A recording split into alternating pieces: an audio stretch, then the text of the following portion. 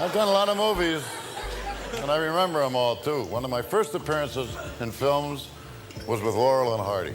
Robert Mitchum was one of Hollywood's most iconic actors, a man whose name became synonymous with cool, mystery, and defiance. On July 1st, 1997, Mitchum died at his home in Santa Barbara County, California, at the age of 79.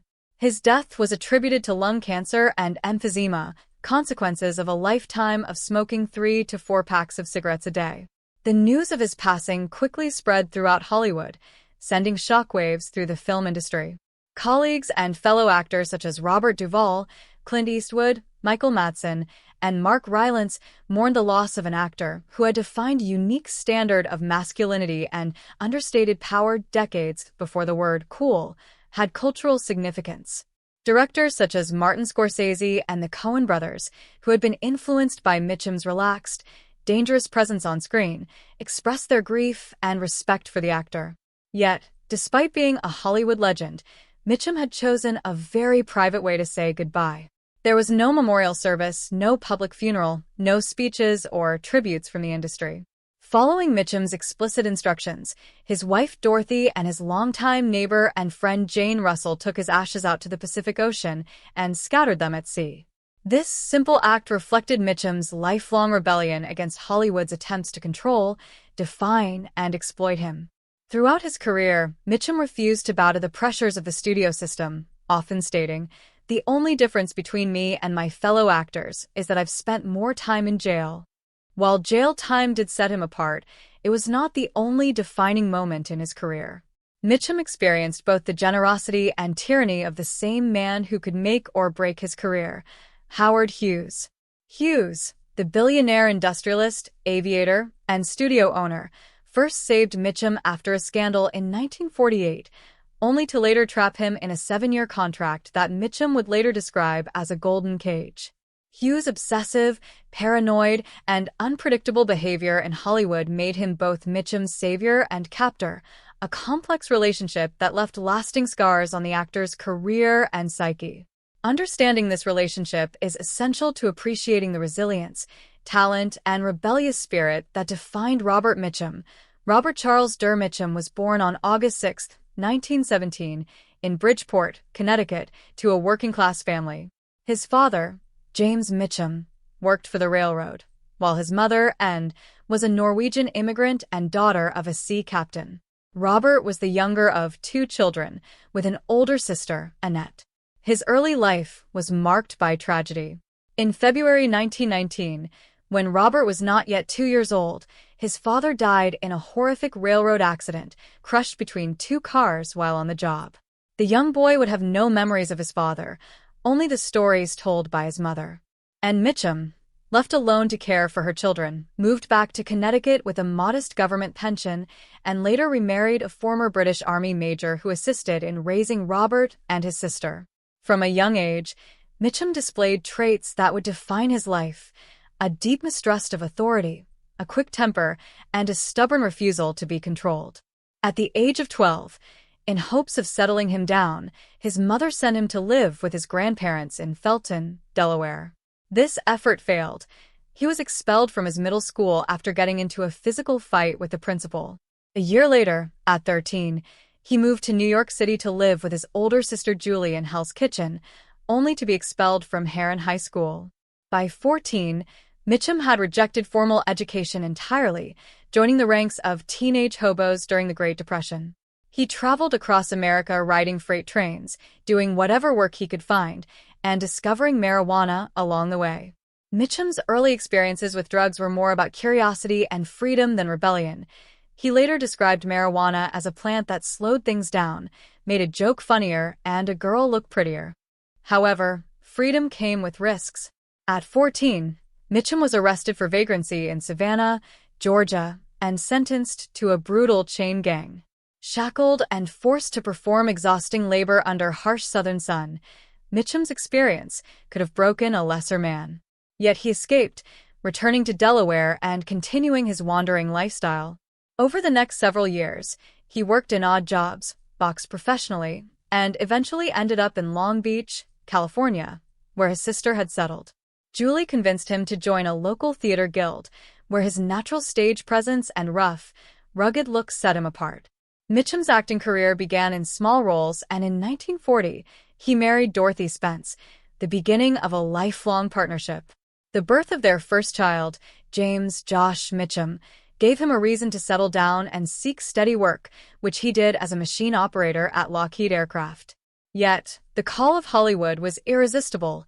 By 1945, Mitchum was on the rise in Hollywood.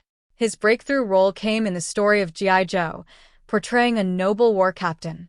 His performance earned him an Academy Award nomination for Best Supporting Actor, remarkable considering his tumultuous teenage years on the road and his time in jail just a decade earlier.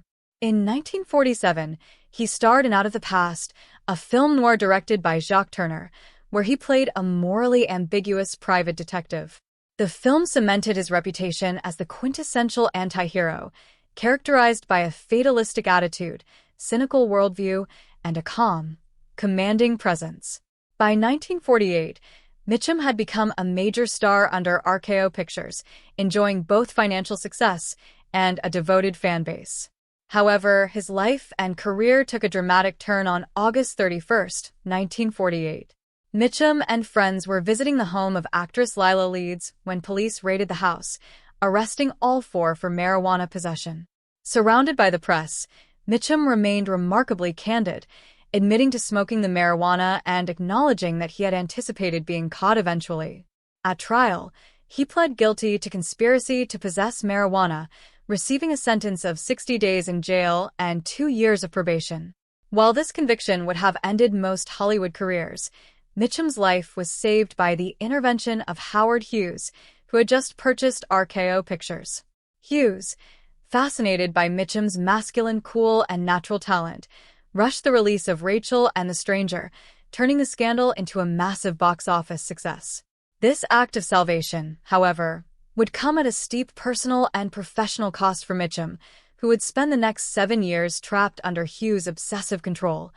Howard Hughes was unlike any studio owner Hollywood had ever seen. A billionaire industrialist and aviator, Hughes was deeply disturbed and increasingly isolated following a near-fatal plane crash in 1946. He communicated almost exclusively through memos and late-night phone calls, often demanding endless reshoots and obsessing over minute details that only he noticed. Mitchum became central to Hughes' vision, paired repeatedly with actress Jane Russell in films such as His Kind of Woman and Macau. Hughes' relentless perfectionism and control over every production made filming a nightmare. His Kind of Woman, initially planned as a simple noir thriller, took over a year to complete due to Hughes' constant interference, including replacing actors multiple times and requiring reshoots over minor details. Mitchum, caught in the center of this chaos, was forced to perform in endless takes, sometimes even fighting stuntmen during scenes due to sheer frustration. The financial cost of Hughes' obsession was staggering, with production overruns and box office failures, leaving Mitchum's peak career years wasted on projects compromised by the studio owner's eccentricities. Hughes' control extended beyond professional decisions. He dictated costumes, casting, and even the treatment of other actors. Yet, despite this suffocating control, Mitchum's public persona remained imperturbable, a defense mechanism honed over years of being dominated by authority figures. His laconic style, heavy-lidded eyes, and detached attitude became trademarks, masking a deep intelligence, wit, and a genuine understanding of craft. By the early 1950s, Robert Mitchum had begun to distance himself from the suffocating grip of Howard Hughes and RKO Pictures. Although Hughes had propelled him into stardom, the prolonged control over his projects had left Mitchum frustrated and eager for creative freedom. One of the pivotal moments in his career came with Night of the Hunter, 1955, directed by Charles Laughton, who, like Hughes, was known for being demanding but whose vision aligned more closely with Mitchum's own understanding of acting. In the film, Mitchum portrayed Reverend Harry Powell, a sinister preacher who terrorizes 2 children while searching for stolen money. It was a departure from the charming, rugged hero roles Mitchum had often played. His calm menace, delivered in a chillingly understated way, stunned audiences and critics alike. At the time of its release, the film was considered unconventional and even strange, causing it to perform poorly at the box office.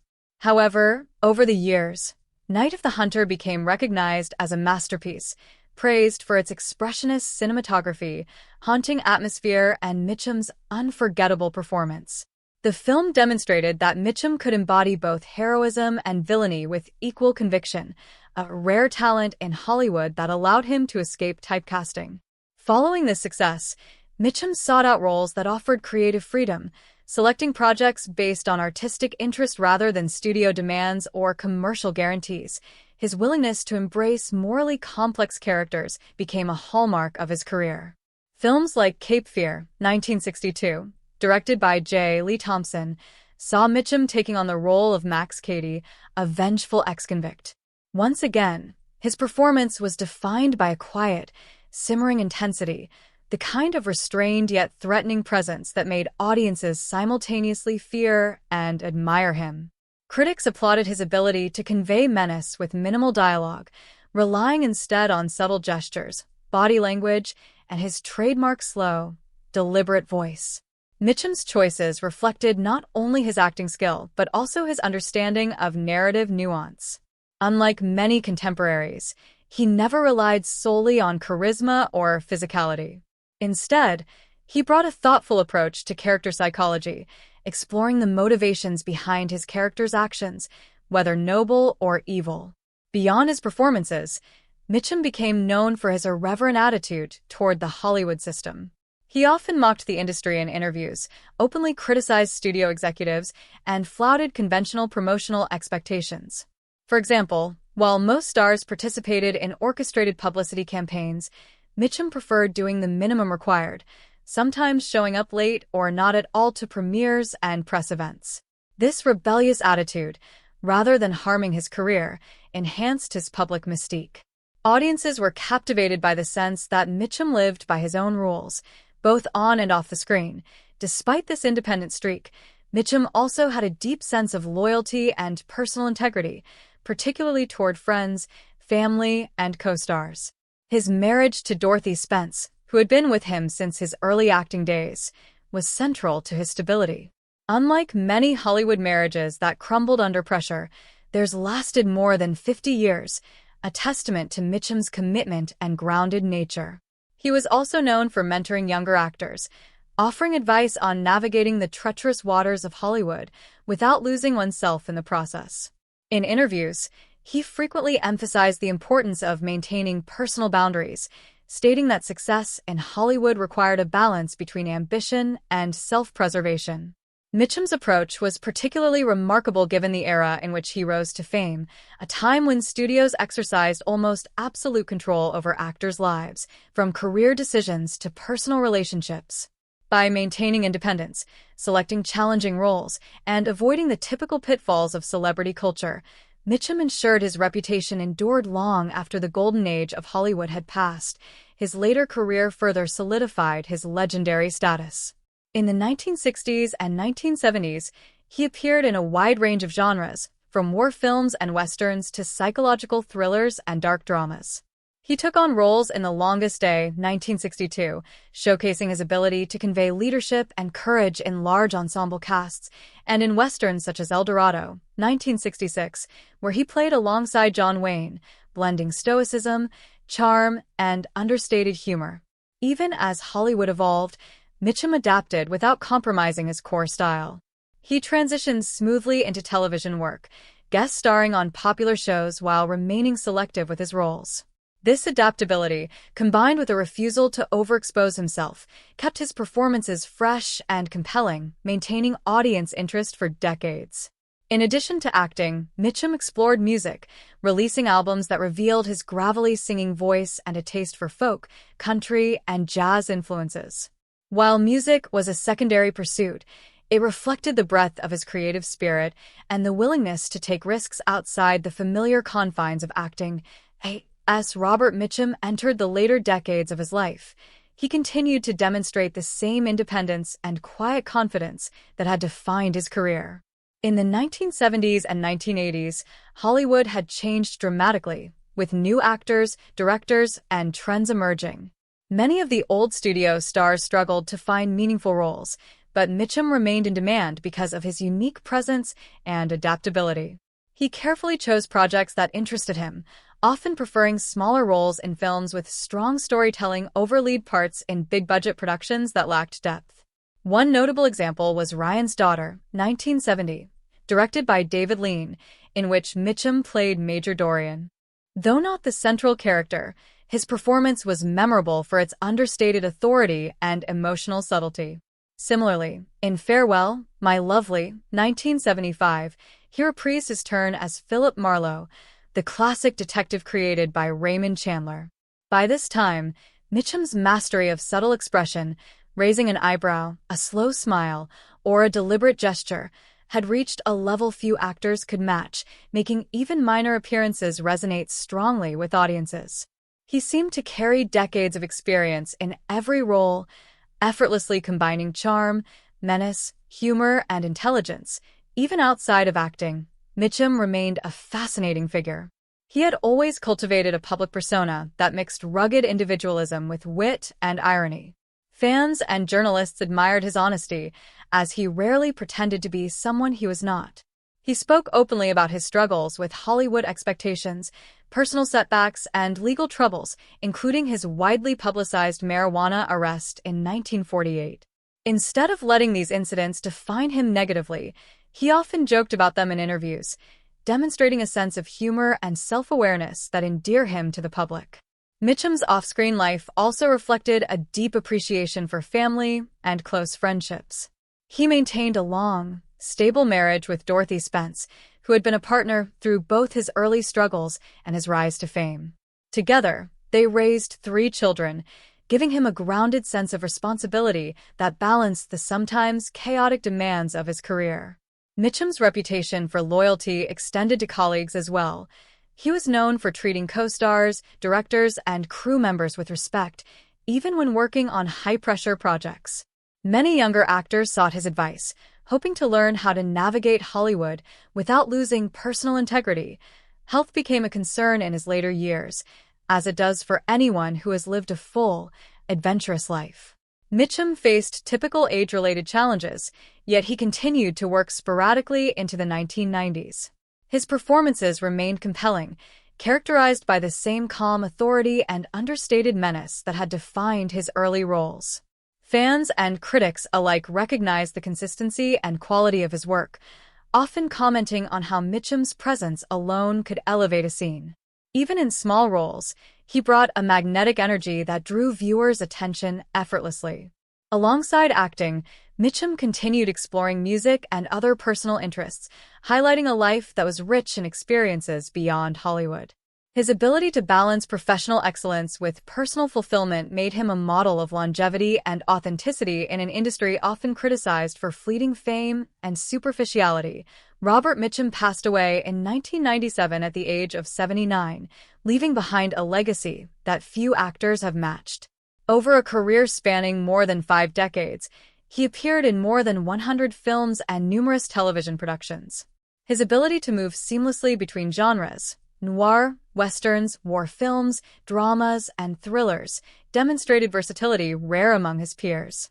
More importantly, he maintained a sense of self throughout, never allowing fame to dominate his life or compromise his values. Modern actors often cite Mitchum as a model for balancing professionalism with independence, showing that success does not require surrendering personal freedom.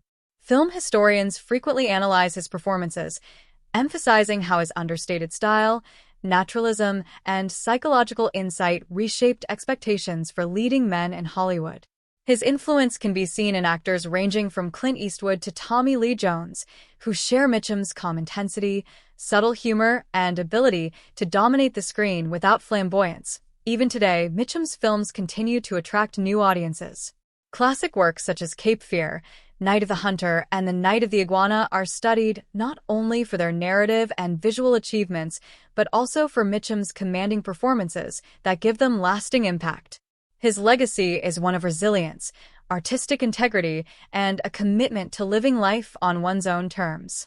By choosing challenging roles, defying the expectations of the studio system, and maintaining personal authenticity, Robert Mitchum became more than a film star. He became a symbol of what it means to combine talent, independence, and humanity in a career that endures well beyond the silver screen. Robert Mitchum's influence on both Hollywood and popular culture extends far beyond his individual performances. From the early 1940s through the 1990s, he consistently demonstrated an ability to create characters that were believable, complex, and memorable. One of his most significant contributions to cinema was the way he redefined the image of the American leading man. Before Mitchum, many male stars were polished, idealized, or overtly heroic. Mitchum, in contrast, brought a natural, understated realism to his roles. He played tough men with vulnerability, villains with charm, and romantics with restraint. This subtle approach influenced generations of actors, shaping the way audiences expected men to be portrayed on screen. Directors and co-stars often commented on his presence, noting that he could dominate a scene with little more than a glance or a quiet line of dialogue. Mitchum's style was so distinctive that it created a template for anti-heroes in both classic and modern cinema. Characters in noir films, westerns, and even contemporary thrillers owe much to the archetype he perfected. Men who are morally complex, self-reliant, and quietly powerful, in addition to influencing actors. Mitchum's work also affected the broader culture of film. His movies often explored themes of moral ambiguity, existential struggle, and the tension between individual desires and societal expectations. For example, in The Night of the Hunter, 1955, Mitchum played Reverend Harry Powell, a character who embodied both evil and charisma in a deeply unsettling way. The film itself became a study in visual storytelling, using shadow, lighting, and symbolic imagery, and Mitchum's performance remains central to its power. Similarly, in Cape Fear, 1962, he portrayed a terrifying yet magnetic antagonist, creating tension not through loud action but through controlled intensity and psychological nuance. These performances challenge audiences to engage with characters on multiple levels, understanding their motivations and fears rather than simply labeling them as good or bad. The intellectual and emotional engagement Mitchum encouraged in viewers helped elevate cinema as a medium for serious artistic expression. Mitchum also left a mark outside the realm of film. He dabbled in music, recording albums of folk and country songs that highlighted his deep, distinctive voice. These musical endeavors reflected a personal side of Mitchum rarely seen in his acting work, and they reinforced his image as a multi-talented, independent artist. Additionally, Mitchum became known for his interviews, public appearances, and writings, all of which showcased his dry humor, keen observations, and refusal to conform to Hollywood norms. Fans appreciated his honesty and candor, often describing him as refreshingly real, compared to other stars who carefully curated a public persona. His life and career became a template for balancing fame with personal freedom, showing that it is possible to succeed in Hollywood without compromising one's values or individuality. The influence of Mitchum also extended to filmmakers. Directors admired his ability to deliver naturalistic performances, and many sought him out specifically for projects where subtlety and depth were essential. Filmmakers such as Elia Kazan, John Huston, and Michael Curtiz recognized that Mitchum brought a unique energy to the screen, capable of making ordinary scenes extraordinary. His collaborations with these directors often resulted in films that became benchmarks in cinematic history, influencing both contemporaries and the next generation of filmmakers. Screenwriters also tailored roles to his strengths, crafting dialogue and scenarios that leveraged his calm, deliberate delivery. This mutual respect between actor and director helped elevate the quality of storytelling in mid-20th century Hollywood, making Mitchum not just a performer but a key contributor to the evolution of modern cinema. Even decades after his passing in 1997, Robert Mitchum's impact remains evident. Modern films and television often draw on archetypes and stylistic choices that Mitchum popularized. Anti-heroes, morally complex characters, and understated villains are now staples